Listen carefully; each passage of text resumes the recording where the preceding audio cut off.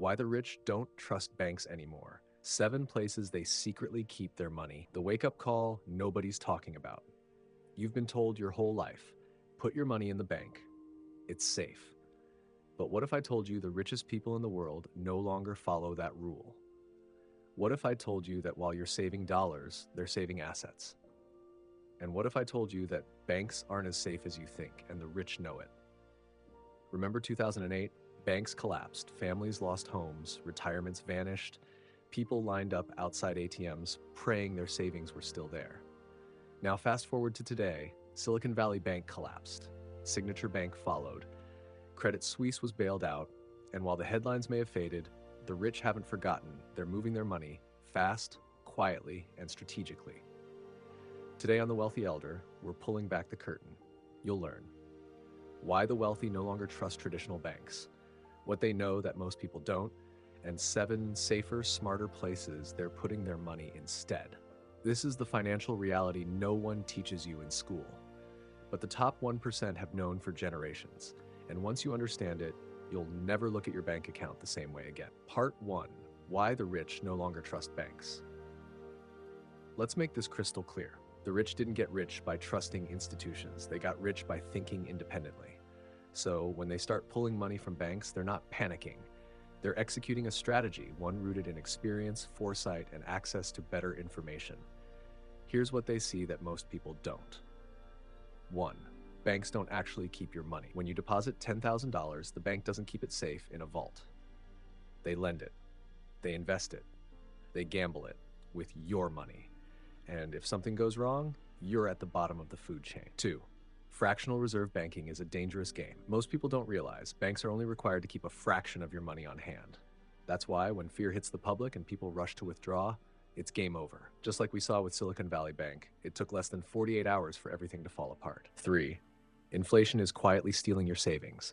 If you're earning 0.01% interest, while inflation sits at 3%, 4%, or higher, then every dollar you save in the bank is actually losing value every day. The rich, they don't save money. They store it in places where it grows, protects, and multiplies. 4. Bail-ins and government risk.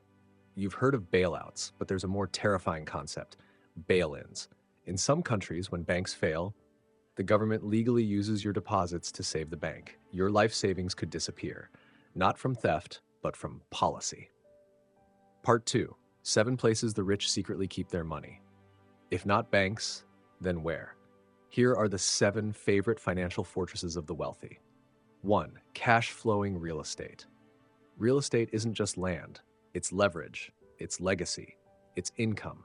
Whether it's multifamily apartments, Airbnb rentals, or commercial spaces, the rich use property to generate passive income, offset taxes, preserve wealth through appreciation.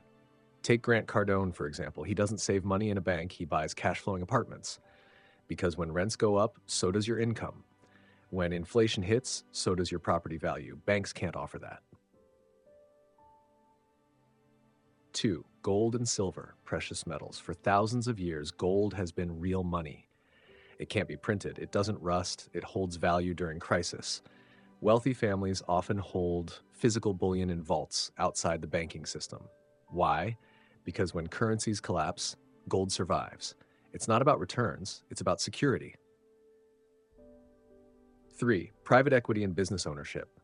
The ultra-wealthy don't just invest in stocks. They buy into companies directly before they ever go public.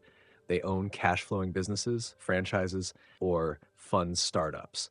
These assets are less volatile, offer higher returns, and give direct control. They're not just watching numbers on a screen, they're building empires. 4. Whole life insurance, the infinite banking concept. Sounds boring? This is one of the best-kept financial secrets the rich use. Walt Disney borrowed from his policy to fund Disneyland. So did J.C. Penney to save his company during the Great Depression.